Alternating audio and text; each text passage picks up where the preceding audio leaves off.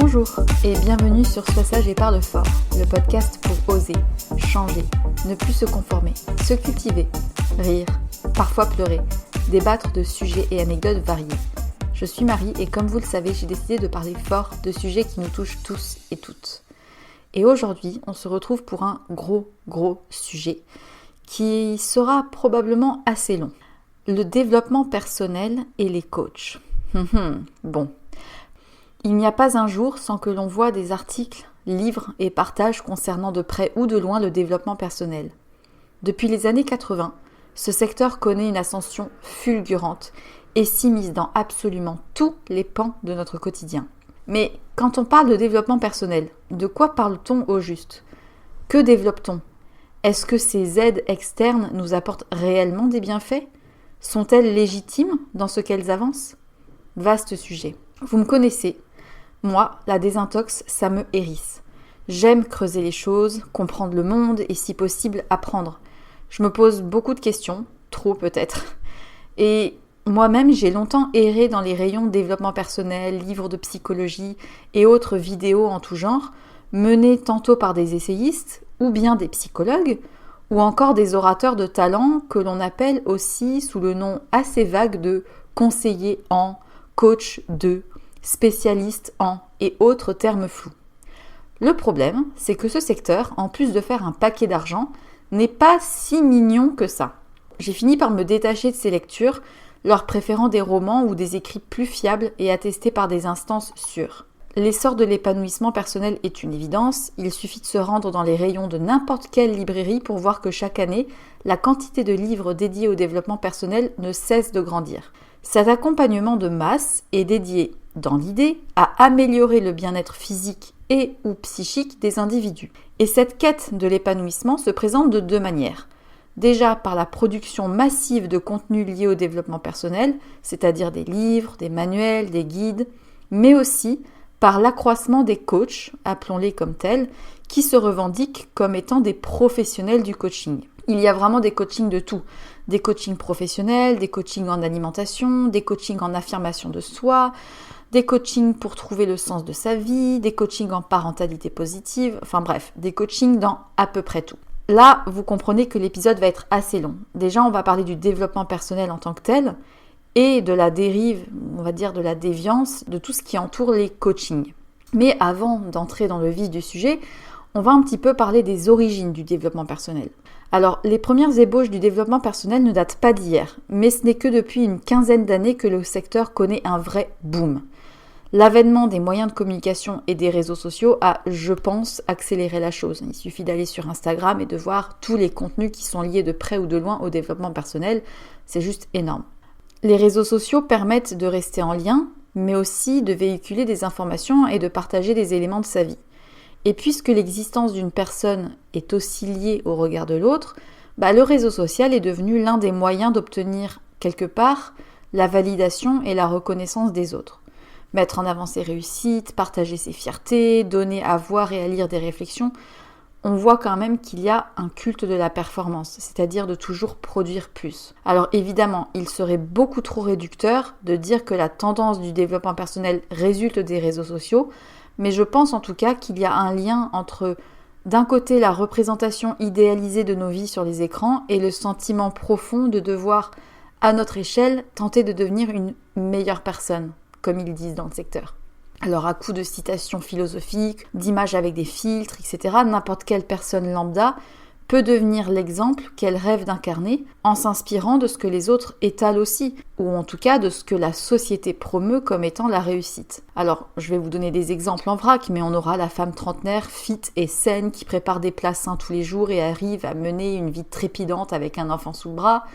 On aura l'homme qui sort en soirée, prend un selfie entouré de potes, le verre levé, #afterwork, jolie fille et terrasse parisienne. On aura aussi la fille super zen qui répète qu'au fond, c'est à chacun de trouver la volonté de s'apaiser, qu'elle médite tous les matins pour canaliser son énergie et que depuis qu'elle répète ses mantras, elle a vachement gagné en efficacité dans sa vie, qu'elle a même changé de boulot. Et toi aussi tu peux, oui. Toi aussi, tu peux devenir celle ou celui que tu veux. On a cet effet, en fait, sur les réseaux sociaux, de voir tellement d'exemples de personnes qui semblent réussir que l'on est peut-être nous-mêmes poussés à vouloir aussi, pas forcément leur ressembler, mais améliorer notre condition humaine, améliorer nos performances. La croissance du bien-être et du développement personnel n'est plus à prouver. Chaque année, ce business génère 11 milliards de dollars en moyenne et en France, rien que le développement personnel représentait en 2018 plus de 32% du marché total du livre. Alors jusque dans les années 60, je dirais, le travail était finalement l'occupation principale de la vie des citoyens occidentaux. Métro, boulot, dodo, recommencer. Mais avec l'apparition de la notion de temps libre, les évolutions salariales et le développement des droits des travailleurs, sont aussi arrivées les revendications d'amélioration du quotidien et du mode de vie. En fait, on est passé d'une société de l'efficacité à une société du bonheur, où la richesse ne suffit plus pour s'épanouir. Et cette tendance a aussi bien marché, sûrement parce qu'elle offrait des solutions toutes prêtes, cerclées de méthodes plutôt faciles à suivre et qui promettaient la réalisation de soi. En fait, si avant fonder une famille, avoir un bon statut était suffisant, désormais, ça ne suffit pas à être une fin en soi. Désormais, le développement de sa personne à un niveau plus spirituel, on va dire, ça a pris une ampleur vraiment exponentielle, ce qui a bien sûr apporté du positif, mais peut-être que ça va un peu trop loin. Alors on peut se poser la question, jusqu'où le développement personnel et la quête du bien-être est bénéfique ? À partir de quel stade est-ce que ça devient malsain, voire dangereux ? On y reviendra un peu plus tard. Il faut d'abord savoir de quoi nous parlons avec ce mot un peu vague qui insinue qu'on grandit à l'intérieur de nous, développement personnel. Alors, pour comprendre comment ce milieu est arrivé dans nos vies, il faut remonter loin, très loin dans l'histoire. Alors, je ne vais pas faire un exposé en détail des considérations philosophiques depuis le Néandertal, mais je vais essayer de résumer de manière factuelle les évolutions qui ont mené à nos cures de jus actuelles et autres coachings de sérénité. Alors déjà, sous l'Antiquité, il faut savoir que réussir sa vie, c'était surtout trouver sa place dans un ensemble global par rapport à des éléments plus grands. Réussir sa vie, c'était avoir une place en société et plus largement au sein de l'univers. Puis, pendant plusieurs siècles, l'homme se sent exister par rapport à la religion et aux forces spirituelles. C'est à compter du XVIIIe siècle que l'humain commence à se réapproprier sa propre personne et ses valeurs en se rapprochant de notions humanistes comme la science, la liberté, le progrès et un peu moins la religion ou le destin. Et puis au XXe siècle, l'idéal humain se libère peu à peu des principes absolus et rigides qui plaçaient l'individu comme soumis à l'ordre religieux établi. Et puisqu'il n'est plus déterminé par des éléments qui étaient extérieurs, il devient désormais quelque part le seul responsable de son existence. Il est désormais le seul à pouvoir mener sa vie et choisir son chemin. Alors cette libération, ça a été aussi une source d'anxiété, bien plus grande peut-être. En tout cas, c'est à compter de cette époque que la notion d'épanouissement personnel est apparue. Et en fait, la réussite dépend désormais de soi et de la capacité de chacun à se réaliser et de mettre en œuvre des actions qui permettront d'atteindre ses buts. Désormais, nous ne sommes plus autant soumis à des autorités supérieures pour mener notre vie et on devient plus libre de mener notre vie comme on le souhaite, ou du moins avoir la liberté de faire des choix. Et en fait, cette concentration totale sur soi-même et le culte de sa personne, ça ne fait aucun doute. Il suffit de voir la place qu'occupent les thérapies de soins et de développement personnel pour se rendre compte de cet essor. Ces nouvelles méthodes de soins vont plus loin que la médecine curative classique qui se contente de soigner. Aujourd'hui, toutes ces thérapies de psychologie, de développement personnel, elles viennent améliorer l'existant et elles sont censées nous rendre plus détendus, meilleurs, plus musclés et en tout cas, elles sont toujours personnalisées. Dans le domaine de l'éducation ou de l'entreprise, d'ailleurs, la priorité est donnée à l'épanouissement personnel et toutes les nouvelles méthodes de travail le prouvent. Il suffit de voir l'essor du télétravail, des auto-entrepreneurs, des demandes d'allongement des droits des travailleurs et la subordination salariale d'un employé envers son patron n'est plus aussi bien acceptée qu'auparavant et chaque candidat, chaque employé aspire à être reconnu comme un peu unique au sein de son entreprise, non seulement pour ses qualités, mais aussi pour ses valeurs intrinsèques et individuelles. Il y a une autrice que j'apprécie beaucoup, c'est Julia de Funès.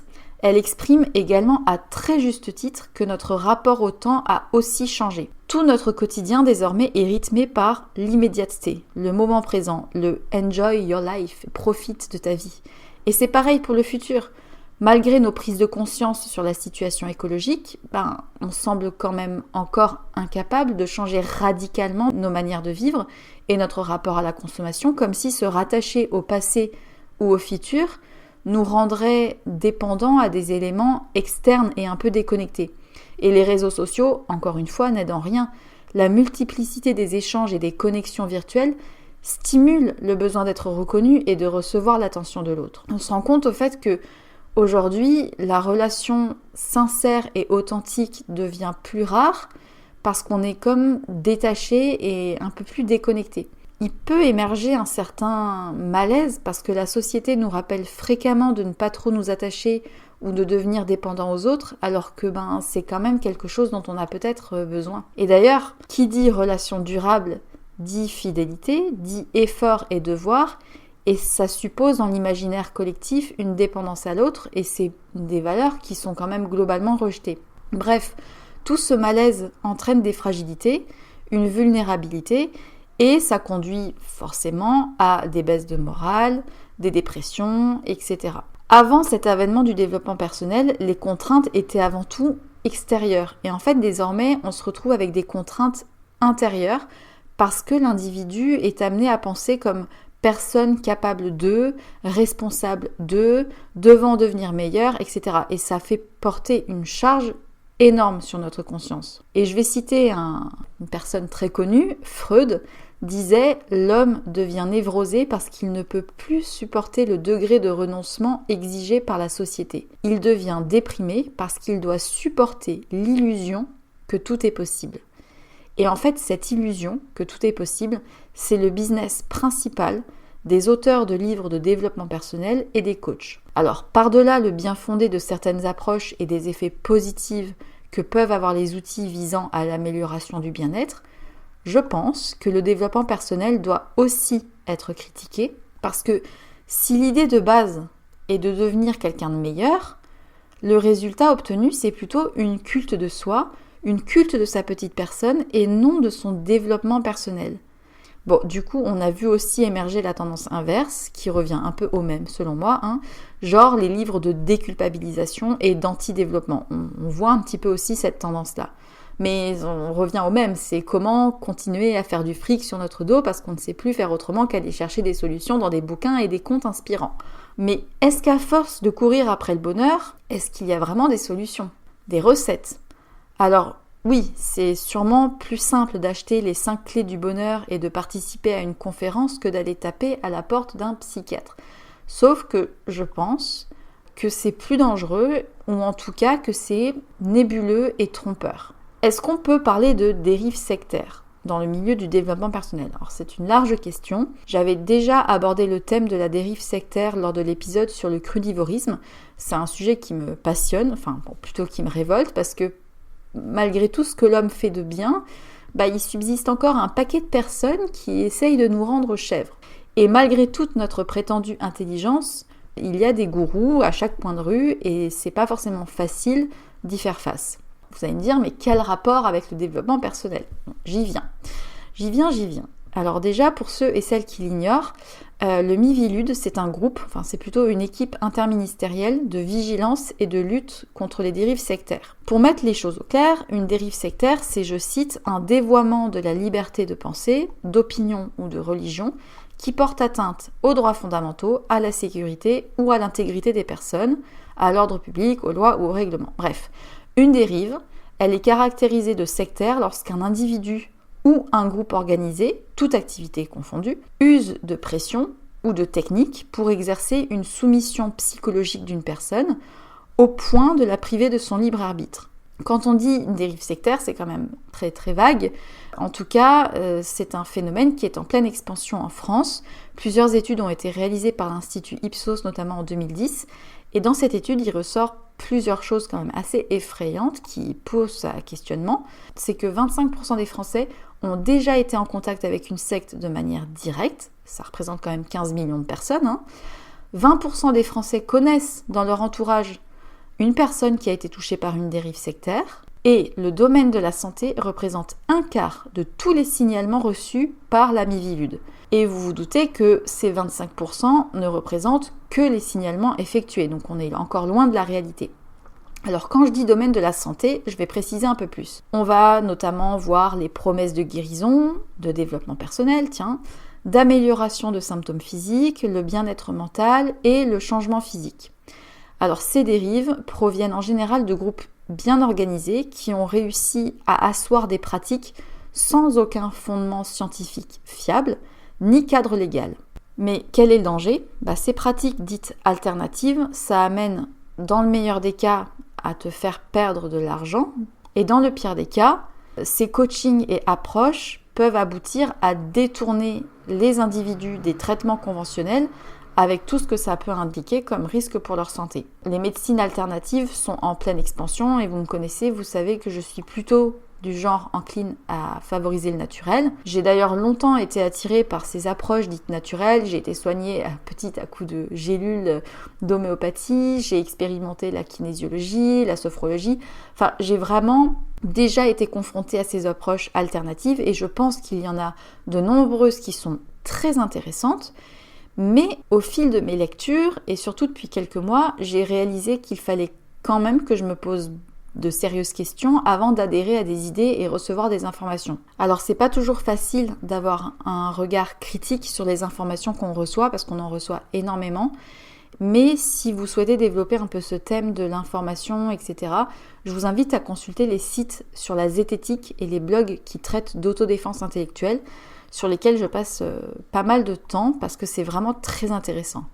Bref, pour en revenir à nos affaires, toujours dans cette étude de 2010, on apprend qu'en France, plus de 4000, je répète, 4000 psychothérapeutes autoproclamés n'ont suivi aucune formation et ne sont inscrits sur aucun registre légal. Et plus de 400 pratiques non conventionnelles à visée thérapeutique coexistent actuellement. Bref, dans le concret, je te la fais courte, ça signifie que des milliers de praticiens sans diplôme reconnu par les autorités de santé taxent des Français crédules pour des soins à visée thérapeutique. Un soin à visée thérapeutique, ça promet une guérison ou une amélioration de l'état de santé, et toujours sans le moindre diplôme légal. Déjà là, vous commencez à vous rendre compte que je suis... j'ai mon avis sur la question. Alors je vais vous donner des petits exemples. Tout ce qui se nomme psycho-énergétique, nutritionniste, access bar et autres exemples ne sont pas encadrés. Ils ne sont pas reconnus en France. Et pourtant, 1800 structures d'enseignement ou de formation du genre sont considérées comme à risque par la Miviludes. D'ailleurs, je suis sûre que tu connais au moins une personne qui est en train de faire une formation pour devenir coach en développement de quelque chose ou naturo, blablabla, etc. Alors, là, j'ai parlé de la dérive sectaire. Vous allez me dire, ouais, mais à quoi ça ressemble concrètement ? Alors déjà, à quoi on reconnaît une dérive sectaire ?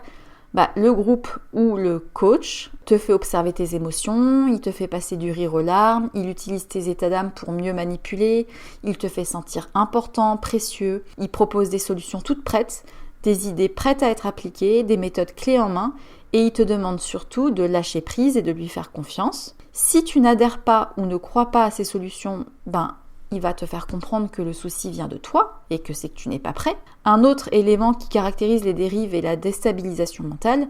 En général, il y a la promesse d'une guérison miracle avec parfois un encouragement à rompre le lien avec certaines personnes, famille, entourage, proches. On retrouve aussi la vente de produits ou de services à des prix élevés, par exemple des e-books, des formations, des ateliers, des stages. En général, les discours sont très formatés, sans nuances, sans esprit critique, ils sont très rigides. Et dans le pire des cas, on peut même trouver une atteinte à l'intégrité physique ou morale, du harcèlement et de la critique permanente. Un seul critère ne suffit pas pour établir l'existence d'une dérive sectaire, et tous les critères n'ont pas la même valeur. Mais le premier critère, la déstabilisation mentale, est toujours présent dans les cas de dérive sectaire. Donc un conseil à ce stade, si vous décidez d'avoir recours à un thérapeute, pensez à vérifier au préalable qu'il est bien inscrit sur le répertoire ADELI de votre région, qui permet de garantir les titres et diplômes des praticiens. Et bien sûr, en cas de doute sur une pratique, n'hésitez pas à contacter la Miviludes Idem si vous subissez ou connaissez une personne victime. À ce stade, vous allez vous dire, mais on en vient au développement personnel ? J'en ai déjà plus ou moins parlé. Mais en tout cas, j'ai fait une très longue introduction sur la notion de dérive sectaire qui était en fait importante selon moi pour mieux comprendre comment les coachings en tout genre sont loin d'être bénins. Toujours dans la continuité du développement personnel, le métier du coaching est en pleine expansion. Qui n'a pas déjà entendu « Et si tu allais voir un coach ? Et si tu te faisais accompagner par un thérapeute pour te coacher et t'aider à résoudre X problèmes pour aller mieux ?» Et en fait, je trouve que c'est presque une mode à en lire certains médias. C'est vendu comme une solution moderne et efficace et ça se décline sous de multiples formes. On va trouver du développement personnel, accompagnement de couple, perte de poids, performance sportive, amélioration de la confiance en soi, team building en entreprise, etc. C'est comme qui dirait un mix entre le consulting, la psychothérapie, la science et les croyances. Mais attention, un coach n'a rien à voir avec un psychothérapeute. Pourtant, le coach a recours à des outils assez similaires. Écoute, motivation, hypnose, soutien moral. La véritable différence, en fait, c'est dans le fondement de l'approche. La psychothérapie met tout l'accent sur le renforcement des besoins fondateurs, c'est-à-dire la sécurité, l'appartenance, l'amour et l'estime, alors que le coach, lui, sa spécialité, c'est l'accomplissement de soi. Bon, de ce point de vue, en effet, un coaching peut sembler bénéfique dans la mesure où l'objectif est mesurable et quantifiable et qui répond, entre guillemets, seulement à une amélioration concrète. Par exemple, être plus concentré, améliorer ses relations au travail, perdre 3 kilos, soulever des haltères de 80, bref. Dans cette optique, le coaching peut sembler inoffensif, voire même positif, j'ai envie de dire, mais rappelons-le, ces améliorations auto-centrées viennent surtout faire du bien à l'ego. Et dans une société déjà étouffée par le narcissisme grandissant, je ne suis pas sûre que ça soit si bénéfique, surtout quand on pense que le métier de coach n'est absolument pas encadré au niveau légal. Là, je vais me poser une question à laquelle je vais répondre, c'est le développement personnel. Est-ce que ça entraîne une aggravation de la montée de l'individualisme ? Les réseaux sociaux suffisent à prouver l'émergence du culte du moi et de sa petite personne. Je n'irai pas détailler les fonctionnalités d'Instagram et les filtres à selfie, mais globalement, on est d'accord pour dire que les réseaux sociaux encouragent le fait de penser beaucoup à soi et à sa personne, à ce qu'on montre, à ce qu'on véhicule. Et avant, comme je disais, toutes les règles et les normes qui s'imposaient aux hommes ont été progressivement remplacées par l'affirmation de la pleine puissance de la personnalité de l'individu. En fait, avant, notre avenir dépendait surtout du bon vouloir de l'univers, ou alors du roi, du gouvernement ou d'un dieu, et on n'attend désormais plus rien de la sorte. On a complètement intégré l'idée selon laquelle on est les seuls responsables de notre vie et de notre destin. Du coup, c'est pas surprenant d'avoir quelque part une angoisse face à cette nouvelle injonction de « sois toi-même et réussis ta vie ». Et cette responsabilité est en partie vraie, mis à part les concours de circonstances, etc. C'est vrai qu'on reste les responsables de notre réaction face à ce qui nous arrive. Et du coup, on peut facilement comprendre que de nombreuses personnes se sentent désarmées, voire déprimées, surtout quand la société encourage à toujours plus de réussite professionnelle, à avoir tel corps, à avoir telle réalisation personnelle. Pourtant, au lieu d'aller voir des professionnels de la santé mentale, à savoir des psychiatres et des psychologues, de nombreuses personnes privilégient le recours à un coach. Et qu'on ne me parle pas de motifs financiers, parce que vu le prix des coachs, je peux vous dire qu'à côté, être psy, c'est pas la panacée. Bref, le truc c'est que aller voir un psychiatre ou psychologue, c'est souvent et malheureusement encore connoté comme être malade. Et ça n'est pas si simple à assumer visiblement dans notre société. J'ai l'impression en tout cas qu'il est plus simple de dire qu'on est accompagné par un coach de vie qu'un psychiatre. En tout cas, j'ai l'impression que c'est le cas pour la plupart des personnes.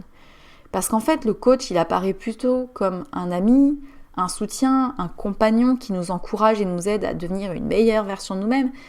Et bon, petite parenthèse, je déteste cette phrase, mais voilà. Le coach, il est gentil, souvent il te tutoie, il instaure une relation conviviale, tant que tu sors la carte bancaire, Il te donne l'impression d'être important, il t'apprécie presque. Le psychiatre ou le psychologue, lui, continue de revêtir l'image de la blouse blanche, de celui qui sait, alors que toi tu ignores, alors que le coach, tu es son client. et c'est probablement plus simple à intégrer. À ce stade, vous allez me dire, mais c'est cool, alors un coach, il est gentil, il t'accompagne dans tes objectifs, c'est génial. Oui, bon, selon moi, l'argument du « ça fait du bien » ne justifie pas le bien fondé des coachings. Par exemple, la fumette fait du bien aux mecs addicts, c'est pas pour autant que c'est une bonne idée de se défoncer tous les week-ends. En tout cas, tous ces livres sur l'accomplissement de soi et la réussite, c'est sûr, ça peut pas faire de mal. Mais je pense que ça maintient dans une illusion dorée, voire ça peut décevoir et amener à la culpabilisation parce que ça ne résout rien en profondeur. C'est un peu comme un vernis de surface qui est très joli, qui peut aider momentanément, mais qui ne va pas forcément tout résoudre.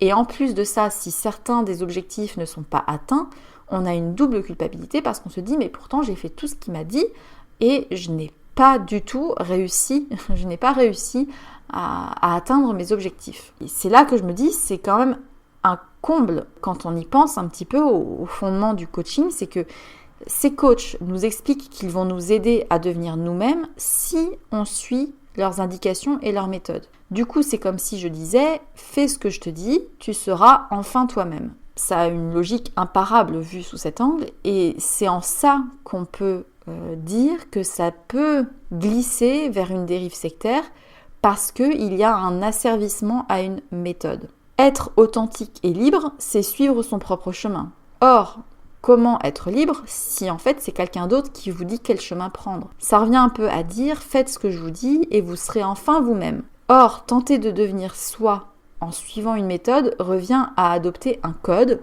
suivre des règles, jouer un jeu tout en pensant se rapprocher de sa propre vérité. Et c'est en ça en fait qu'il y a une nouvelle forme d'asservissement à travers les coachings. C'est une des caractéristiques de la dérive sectaire. Alors attention, je ne dis pas que tous les coachs sont des charlatans. Je pense juste que dans le bien fondé du coaching, quand on y pense un petit peu, on peut se rendre compte que ça peut vite dévier. Et quant à la culpabilisation, elle se comprend assez facilement. Puisque tous les outils sont soi-disant là à notre disposition, notre réussite, notre bien-être ne devrait plus être des problèmes insolubles. J'ai tout pour être heureux. J'ai les coachs, j'ai les ouvrages, les aides, alors pourquoi est-ce que je ne suis toujours pas heureux ? Quand on promet le bonheur, l'amour, la confiance en soi en quelques jours, la désillusion ne peut être qu'encore plus grande. C'est là qu'on comprend que le développement personnel tente de résoudre des problèmes existentiels très complexes qui devraient prendre bien plus de temps et plus de connaissances que ce que proposent certains livres ou certains coachs. Une des autres contradictions du développement personnel, selon moi, c'est qu'il souligne la nécessité de renoncer aux préoccupations consuméristes et à se recentrer sans aller chercher à l'extérieur. Mais quand on voit que les livres de développement personnel représentent près de 55 millions de chiffres d'affaires par an en France uniquement, ça peut quand même faire sourire. Je pense pas que l'essor du développement personnel soit la résultante pure du capitalisme, ça serait trop simple de conclure ça, mais je pense plutôt que c'est une résultante globale, structurelle et assez liée à l'histoire et à l'évolution de la société dans son ensemble. Alors, c'est maintenant que je vais parler un petit peu du culte du moi et des dangers du développement personnel, parce que là, jusque-là, j'ai pas vraiment trop parlé des dangers, j'ai simplement évoqué qu'il pouvait y avoir des déviances. Alors déjà, je vais rien apprendre à personne en rappelant que notre société actuelle voue un culte à la performance et à la productivité. Et quelque part, le développement personnel y contribue, puisqu'il tente par tout moyen, avec force de persuasion, de nous guider vers la joie, l'apaisement ou la guérison de nos soucis. Et ce moi idéalisé que le développement personnel et les coachs nous vendent, ça peut être un piège, parce que en se focalisant sur ce qu'on aimerait être, on n'a plus autant de temps pour être là avec l'autre et juste en train de vivre l'instant T. Après, il y a aussi des dangers plus concrets. Parce que certaines méthodes de développement personnel utilisent des techniques de PNL, c'est-à-dire la programmation neurolinguistique, ou encore par exemple de l'analyse transactionnelle et des outils qui, s'ils ne sont pas menés par des psychologues, peuvent être source de déstabilisation. Normalement, ce type de méthode doit être encadré par des professionnels diplômés, par des structures légales. Surtout quand on sait que ce genre d'approche peut influencer le comportement des personnes. Donc, attention, encore une fois, au diplôme éventuel que le coach peut avoir ou ne pas avoir, puisque un coach qui n'est que coach, il n'y a aucun cadre légal. Après, il y a aussi énormément de livres sur le développement personnel. Il suffit d'aller sur n'importe quel site de vente en ligne de livres, de cliquer sur les meilleures ventes pour constater qu'en top, il y a toujours des livres de développement personnel. En tête du classement d'ailleurs, dans la catégorie développement personnel, on retrouve Lise Bourbeau. Alors je prends des pincettes. Elle est désormais publiée dans le monde entier. Chaque sortie est un grand succès et je fais partie de ceux qui en ont lu au moins un. Quand on est encore novice en la matière, je dois avouer que ces livres sont plutôt persuasifs, assez clairs et même inspirants. Mais désormais, je me détourne vraiment des rayons de développement personnel parce que finalement, je me suis rendu compte que j'apprenais rien et que tous les ouvrages utilisaient les mêmes mots magiques, les mêmes tournures, les mêmes théories sur l'épanouissement, les mêmes théories sur les to-do list, sur se lever le matin tôt, parler de ses intentions, etc. Alors je dis pas que les écrits sont forcément faux ou mauvais, mais juste que ça entretient un peu les mêmes idées. Et je suis pas sûre que ce soit forcément ces livres-là qui vont nous faire avoir une révélation. Il y a une expression que j'apprécie beaucoup de Eva Illouz dans son essai Apicratie qui parle de marchandises émotionnelles et d'industrie du bonheur pour parler de ces best-sellers du développement personnel. Et en fait, ces ouvrages sont tout droit inspirés des théories de la psychologie positive,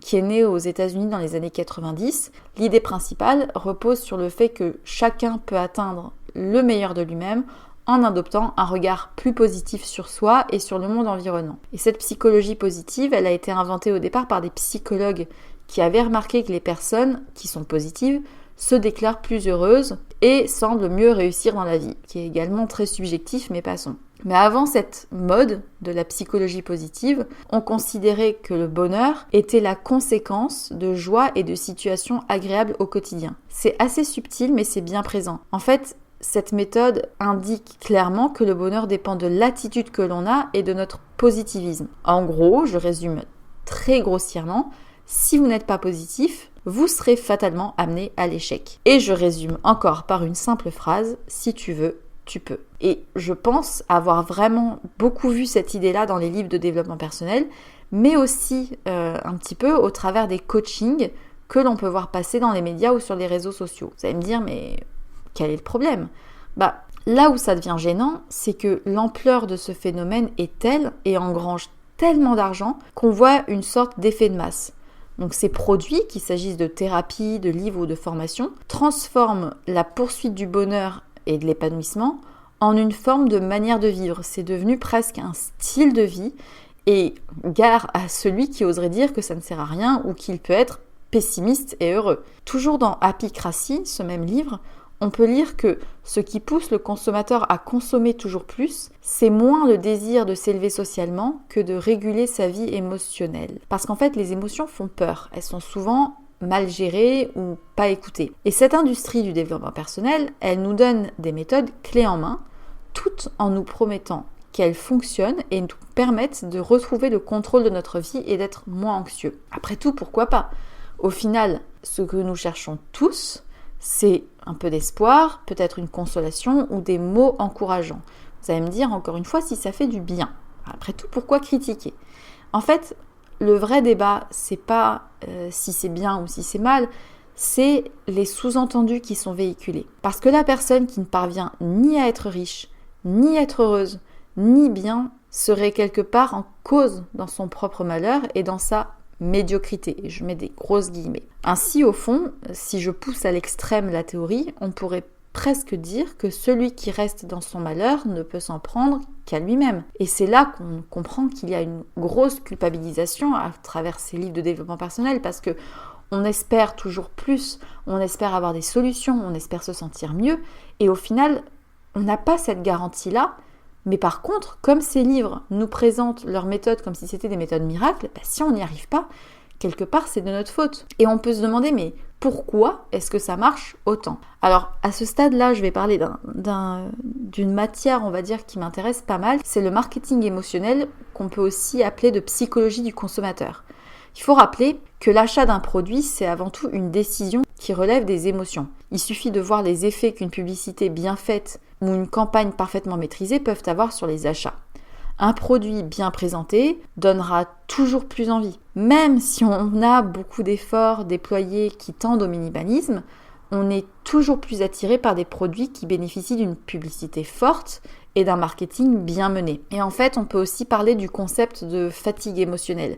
Je ne sais pas si vous en avez déjà entendu parler, c'est l'idée selon laquelle la qualité de nos prises de décision se détériore avec notre état de fatigue. En gros, à la fin de la journée, notre fatigue mentale peut nous amener à acheter ou à avoir envie d'acheter des choses dont on n'a pas forcément besoin. Et comme le stress ou l'angoisse sont fatigants, ça revient encore plus simple de faire acheter un livre ou de payer une formation qui promet de résoudre nos problèmes.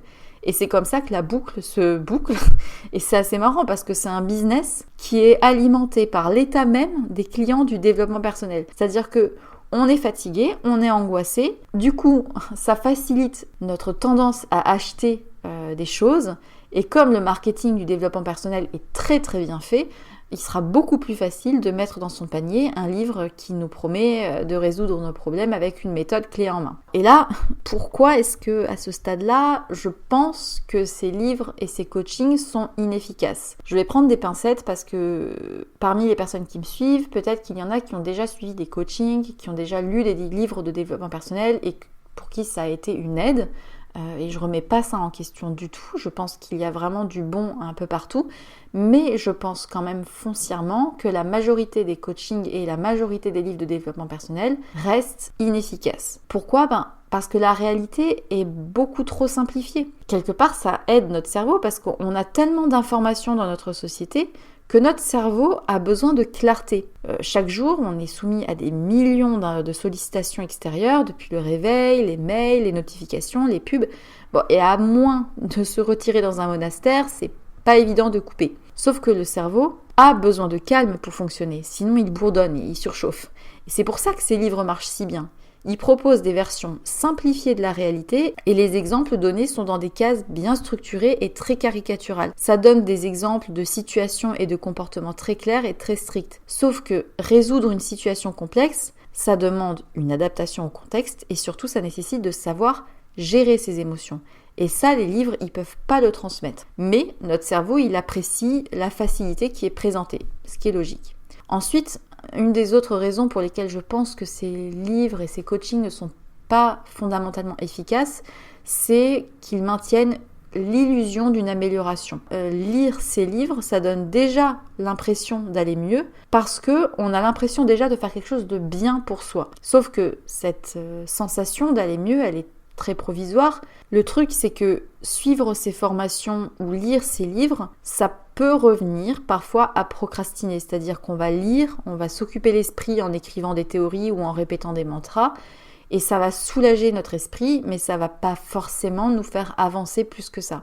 Ensuite, une des autres conséquences de la lecture de ces livres, c'est l'augmentation des temps d'inconfort et la perte des repères. Parce que essayer de changer, de se transformer ou trouver des solutions à des problèmes qui n'en sont pas toujours, c'est vraiment épuisant psychologiquement. Et si avant de tomber face à ces livres, on n'était pas forcément les rois du bonheur, on avait peut-être déjà une idée de nos objectifs ou de ce qu'on veut faire dans la vie. Avec ces outils-là, tout est remis en question et on se voit, j'ai envie de dire presque dans l'obligation de tout remettre en question, nos vies, nos futurs, notre perception, nos projets. Et puis évidemment, il y a encore et toujours ce focus sur l'individu, comme si tout dépendait des petits gestes de chacun. Vous savez, cette idée des petits pas ou des gouttes qui font la rivière.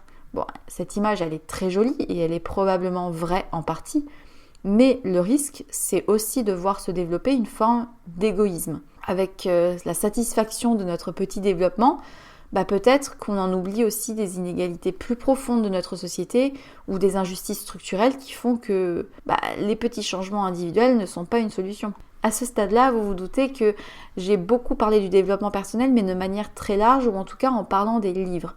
Je pense qu'il est important d'axer un petit peu mon sujet sur les coachings, parce que c'est quelque chose qui prend une ampleur vraiment impressionnante depuis quelques années. Comme je l'expliquais plus tôt, le développement personnel est tout droit venu de la Californie dans les années 60.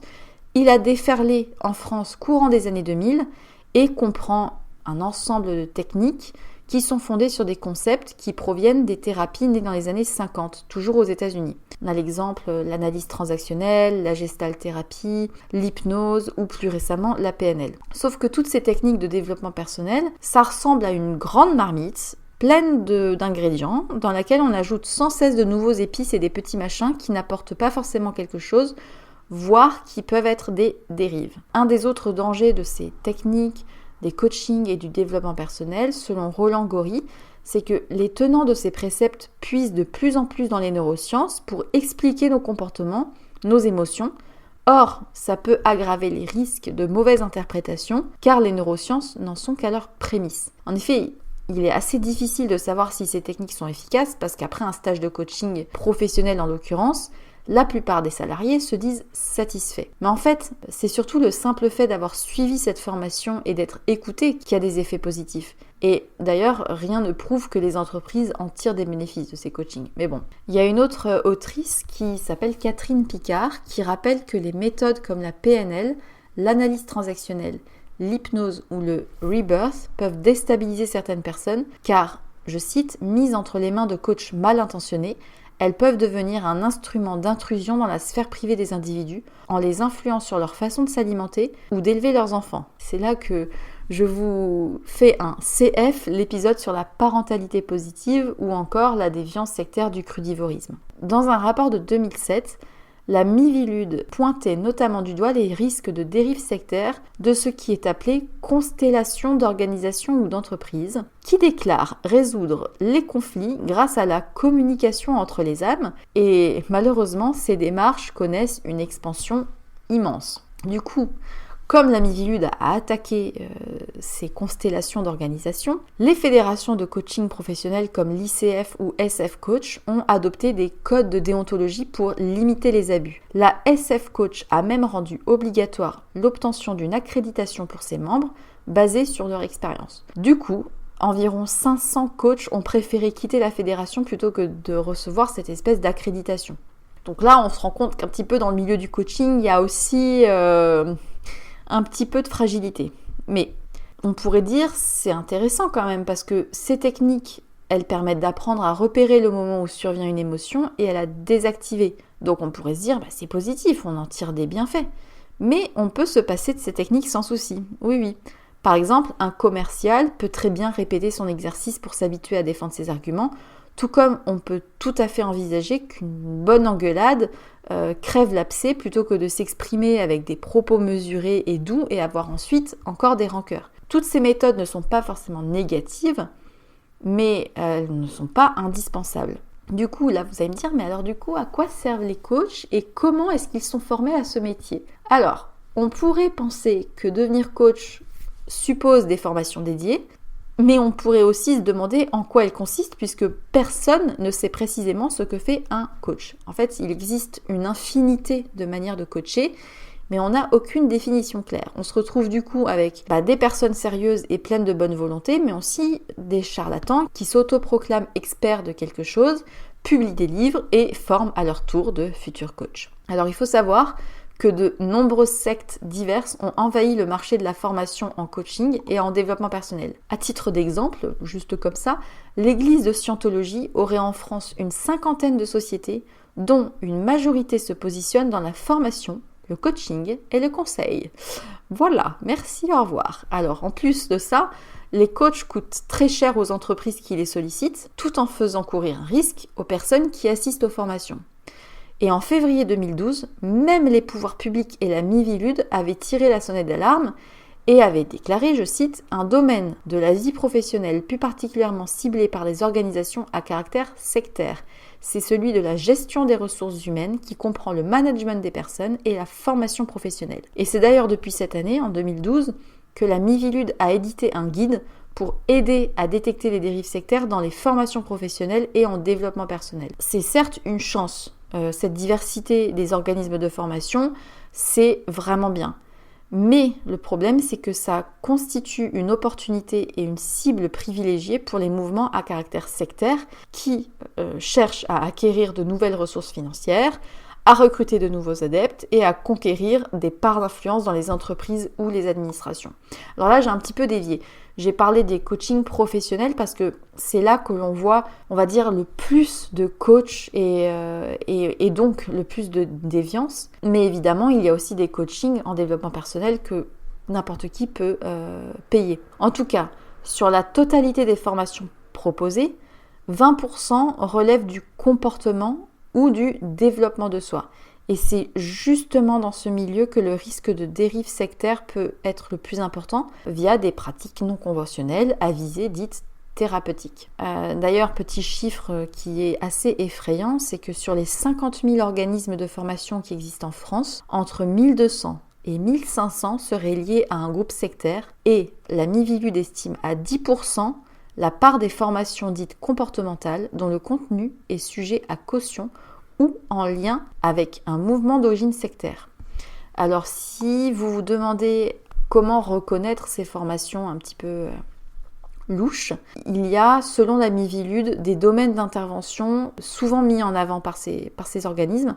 On retrouve notamment la gestion du stress, le renforcement de la confiance en soi, l'amélioration de la cohésion d'équipe, la prise en charge des addictions, la motivation du personnel. Donc voilà, ce sont des exemples, des types de formations que l'on peut trouver et qui sont les plus sujets à des dérives sectaires. Il n'est déjà pas évident de savoir en quoi consiste concrètement le coaching parce que chaque coach se réclame de multiples spécificités, de références théoriques multiples, de formations diverses, et le florilège est tel qu'on hésite à dresser la liste.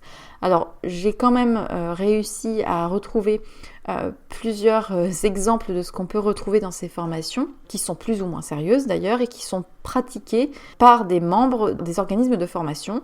On retrouve notamment la numérologie, la résonance morphique, la méthode des couleurs, la programmation neurolinguistique, la réflexologie, le massage gestalt, la visualisation, la théorie du renversement, le coaching somatique, la créativité par les contes, la constellation familiale, la méditation, la géobiologie, la logothérapie, la spirale dynamique, enfin bref, je vous dis, il y a vraiment de tout. Après, je ne sais pas si tout est à jeter, je pense juste qu'il faut faire très attention parce qu'encore une fois, il n'y a aucun cadre légal. Voilà, là j'ai quand même pas mal parlé des coachings et j'ai envie d'un petit peu de me tourner vers les profils types de ces coachs. Je ne sais pas si vous avez déjà fait ce constat, mais j'ai l'impression qu'ils ont quand même tous le même profil type.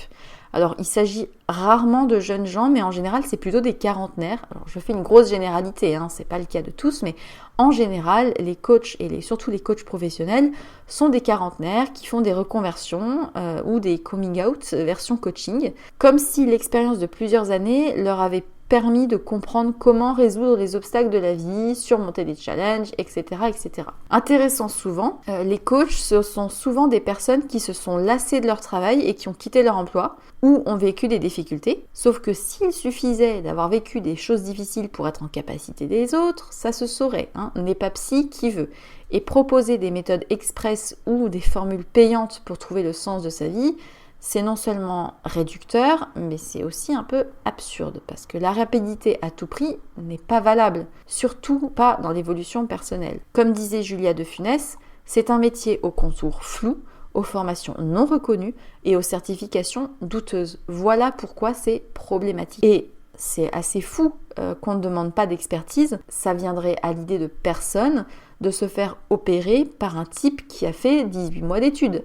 On préfère évidemment un chirurgien qui a fait beaucoup d'années d'études. Et il semblerait que pour soigner son esprit, les gens soient beaucoup plus laxistes sur leurs exigences de formation en face. En tout cas, coaching, ce mot, je suis sûre que vous l'entendez au moins une fois par jour. Il y a encore quelques années, c'était plus discret, c'était plus de l'ordre de la sphère personnelle. Personnellement, j'ai commencé à être vraiment interpellée quand je suis tombée sur des offres à destination des entreprises où des coachs interviennent en toute impunité pour organiser des team building ou des jeux pour renforcer la cohésion ou ce genre. Je suis tombée sur des articles de presse et des émissions qui vantent ces nouveaux gourous du bien-être comme si ils étaient des soutiens pour la vie personnelle, voire même en entreprise. Donc cette profession est vraiment partout. Et je suis convaincue que quand on ouvre un magazine quelconque, on voit des interviews d'un coach de quelque chose. Et même sur LinkedIn, à la télé, dans ton magazine féminin préféré ou sur les réseaux sociaux, eh bien, il y a des coachs absolument partout. Et comme je le disais un peu plus tôt, cette profession n'est pour le moment reconnue par aucune législation. Il n'y a aucune définition officielle du coaching. C'est pas vraiment un psy, il n'y a pas de formation et surtout, chaque coach est complètement libre d'établir sa méthode et son prix aussi, au passage. Et je suis même persuadée que si vous êtes en entreprise, vous avez peut-être déjà été coaché par l'un de ces formateurs ou en tout cas, vous en avez peut-être entendu parler. Et ces coachs sont eux-mêmes formés par des coachs. Donc c'est un peu le serpent qui se tord la queue. En tout cas, ce qui est sûr, c'est que le coaching d'entreprise, pour ce qui est de ce sujet-là, ça rapporte très gros. C'est en moyenne 500 € de l'heure. Donc forcément, les dérives sont vite là. Les promesses, trouver sa voie, se reconnecter à ses valeurs, etc. Je ne sais pas si vous connaissez, mais je vais vous donner un exemple de ce qui est pour moi un coach un peu déviant. C'est David Laroche, c'est un Français de 29 ans qui a 300 000 abonnés sur YouTube, qui propose du coaching en entreprise, individuel, international, mais aussi des séminaires de coaching. Peut-être que certains connaissent ainsi. En tout cas, dans la version américaine, on peut citer Tony Robbins, qui est un coach formé sur le tas, qui parvient à réunir des milliers de personnes pour leur donner des clés de réussite pour la vie, en leur promettant gloire et abondance. Alors ça prend quelle forme ? Ça prend souvent la forme de séminaires et de conférences, où des participants sont invités sur scène pour y parler de faits personnels, et les aider à comprendre ce qui les bloque pour créer une entreprise ou trouver un travail merveilleux. Et des témoignages d'abus, il y en a énormément, du moins quand les victimes parviennent à se sentir comme telles et osent réaliser qu'elles ont été abusées. Le problème de ces séminaires, c'est qu'en plus de coûter plusieurs milliers d'euros sur 4 ou 5 jours, ils placent encore une fois les participants dans une posture d'assujettissement, tels des spectateurs de la bonne parole qui assistent à un vrai show tourné sur le prisme du coaching et de l'amélioration de soi. David Laroche, un séminaire à 2500 € les 5 jours, 200 participants, je vous laisse faire le compte. C'est là qu'on comprend un peu le risque de dérive, c'est que une dérive sectaire, il y a un assujettissement de la personne. Dans ces coachings-là, en général, les personnes sont conditionnées, elles se laissent tenter par les promesses de réussite et elles finissent, malgré toute leur bonne volonté, par être influencées et par être soumises à des idées toutes faites et des méthodes inspirées des sectes les plus connues. Et c'est pas un hasard si près de 20% des signalements pour dérive sectaire concernent les coachings. Je ne parle pas que de développement personnel, je parle aussi de tous ces soignants et thérapeutes au nom un peu flou et pourtant médiatisés par la presse qui n'ont, je répète, aucun fondement scientifique ni juridique. Bon, là, je me dis, j'ai déjà beaucoup parlé. Je sais que je ne vais pas faire que des contents dans ceux qui écoutent parce qu'il y aura peut-être des défenseurs de ces approches, c'est sûr. Donc voilà, je sais que je ne vais pas faire que des heureux, mais bon, en tout cas, ce qui est sûr, c'est qu'il n'y a actuellement pas de définition du coaching, pas de formation validée pour être coach, et derrière ce mot, il peut certes y avoir des pratiques honnêtes, mais il y a aussi beaucoup de fraude et de manipulation. Et dans cette jungle sans cadre, plusieurs tentatives de sécurisation ont été lancées pour donner une existence légale au secteur. En 2016, la CNCP, Commission nationale de certification professionnelle, a reconnu le titre de coach professionnel pour la première fois et a intégré des organismes de formation de coach dans son registre officiel. Du coup, depuis 2017, de nombreuses formations de coach sont éligibles au fonds de financement public. Vous savez, ces aides Pôle emploi. Cette éligibilité est normalement sous contrôle par évaluation sur une vingtaine de critères, sauf qu'il semblerait que ces formations ne soient pas toutes très nettes. On retrouve d'ailleurs des formations d'ésotérisme, de numérologie, d'astrologie et pire encore. Le fameux critère, c'est est-ce qu'il y a une évaluation à la fin de la formation ? Enfin bref, ce sont des sécurités qui font joli et qui permettent quand même à n'importe qui de se faire payer une formation pour lire au fond des tasses à café et pire, être détenteur d'un diplôme. La résultante de tout ça, c'est quoi ? C'est qu'il y a des coachings qui utilisent des méthodes sans base scientifique, qui reposent sur des notions vraiment floues et les compétences de ces personnes ne sont pas vérifiées. Du coup, encore une fois, c'est la porte ouverte aux déviances. Ainsi, de tout ce que j'ai évoqué, on peut facilement en conclure que le coach de vie est en quelque sorte devenu un gourou moderne. Le bonheur et le développement personnel sont des marchés qui rapportent très gros.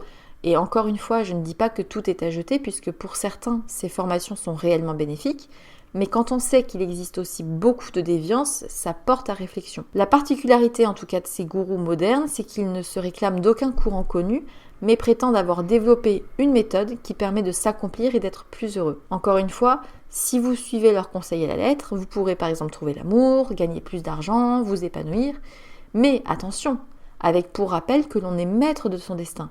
Et que si ça ne marche pas, eh bien c'est que nous n'avons pas fait ce qu'il fallait. Le problème, encore une fois, c'est que ces coachs cartonnent et séduisent des millions de personnes. J'en ai parlé un petit peu, je ne sais pas si vous en rappelez, mais Tony Robbins, américain, il prétend pouvoir changer la vie des gens. Et cet américain compte désormais une dizaine de livres best-sellers. Il en a vendu plus de 50 millions d'exemplaires à travers le monde. 4 millions de personnes, je répète, 4 millions de personnes ont déjà assisté à ces séminaires qui coûtent entre 450 et 5 000 euros. Et son public peut même s'inscrire au master délivré par Tony Robbins lui-même, moyennant la modique somme de 15 000 euros. Mais en fait, c'est pas le seul exemple. Je vais vous en donner un autre, et là, je vais me faire des personnes qui vont pas être copains. Je vais vous citer Marie Kondo, qui est très connue pour sa méthode de rangement miracle. Cette femme japonaise a vu son ouvrage traduit en 35 langues et elle a monté une réelle entreprise basée sur sa fameuse méthode. Entre nous, je critique pas du tout la méthode, mais plutôt l'engouement suscité par son approche. Elle a d'ailleurs lancé des cours de certification pour devenir conseiller Marie Kondo qui coûtent 1 500 euros pour 3 jours de formation. Et, petit bonus, pour 500 euros de plus, vous pourrez apparaître sur le répertoire officiel des conseillers KonMari. Voilà, donc je ne dis pas que sa méthode est mauvaise, mais encore une fois, je parle plus du bien fondé de tout cet argent qui est amassé autour de concepts qui permettraient de se sentir mieux. Et le développement personnel défend aussi la croyance selon laquelle le bonheur dépend totalement de la manière que l'on a de vivre l'instant présent et que l'on peut trouver la joie inconditionnelle dans le fait de se concentrer sur les petits détails. De plus, en plaçant le bonheur et la réussite comme des objectifs, certaines approches du développement personnel ne font, selon moi, qu'entretenir une culture de la performance en déplaçant seulement l'objet de la compétition sur le terrain du bien-être. Alors, il y a quand même des mouvements qui vont un peu à l'encontre de toutes les théories du développement personnel.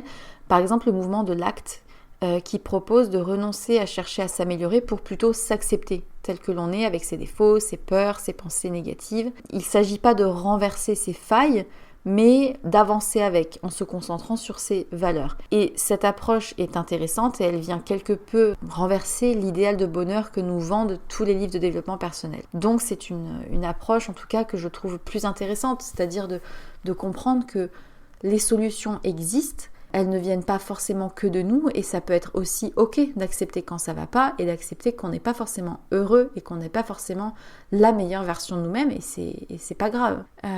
J'ai beaucoup parlé du sujet, je pense avoir énormément parlé même, j'ai fait un tour complet du développement personnel. Encore une fois, je tiens à dire que je suis passée aussi par la phase où je lisais des livres de développement personnel parce que je pensais vraiment que ça pouvait m'apporter des solutions et je me rends compte avec le recul que tous les livres se ressemblent, tous les livres font que répéter les mêmes choses et je pense qu'il y a quelque chose que l'on devrait se rappeler, c'est de se faire confiance en fait. C'est qu'au lieu de chercher des solutions à l'extérieur à travers des coachs, que ce soit des coachs en parentalité, des coachs en épanouissement personnel, des coachs en alimentation, des coachs en tout, avant tout, il convient d'aller se tourner vers des professionnels de santé, c'est-à-dire des psychiatres et des psychologues, et aussi peut-être faire un chemin sur soi-même en se disant d'accepter tout simplement les choses qu'on ne peut pas changer et d'essayer de faire au mieux. Enfin, en tout cas, je trouve qu'il était intéressant de se pencher sur ce domaine qui fait énormément d'argent, mais pas que. Prenons l'exemple des réseaux sociaux. J'ai vu passer énormément de comptes Instagram très suivis qui mettent en avant une démarche d'épanouissement personnel et qui proposent des coachings payants sur de multiples sujets, que ce soit acceptation de soi, guérison des TCA, alimentation plus sereine, comment gagner plus d'argent, comment se trouver soi. Enfin bref, en tout cas, je trouve ça vraiment dangereux parce que, encore une fois, il n'y a aucun contrôle légal et c'est la porte ouverte aux déviances. Alors peut-être que ces coachings peuvent aider de manière temporaire, mais je ne suis pas certaine qu'ils soient la solution à nos problèmes. Puis en plus, ils entretiennent l'idée culpabilisatrice que nous sommes seuls détenteurs de notre destinée, et que nos échecs ne sont que le fruit de nos inactions. En bref, si j'avais une conclusion à faire, c'est qu'il convient de faire le tri entre les comptes que nous suivons et qui peuvent nous faire culpabiliser, et il convient de rappeler que derrière le mot coach, il y a d'abord le mot argent, et que même si certaines personnes sont bien intentionnées, d'autres n'y voient que le moyen de tirer profit. Alors ma question, a-t-on réellement besoin d'un livre de développement personnel pour s'épanouir ? Après avoir lu des dizaines de livres, j'en arrive à la même conclusion. Ils disent plus ou moins la même chose, à savoir qu'en nous concentrant sur notre petite personne et en nous développant intérieurement, nous parviendrons à un état de bien-être et d'épanouissement. Et à chaque fois que je lisais ces pages, je me disais mais en fait tout ça je le sais déjà, je l'ai déjà lu. Et je pense pas que se concentrer absolument sur soi soit forcément la solution pour se sentir mieux. En tout cas, c'était un épisode très long et riche en informations qui, j'espère, amènera à réfléchir sur notre rapport au monde du développement personnel et peut-être qui aidera à faire le tri. Je serai évidemment ravie de débattre du sujet sur Instagram par message. Vous savez que je suis toujours disponible pour échanger. Donc j'espère que ce sujet vous a intéressé, que l'écoute était agréable et que vous aurez peut-être appris certaines choses. Et sur ces mots, je vous souhaite une très très belle journée et surtout n'oubliez pas,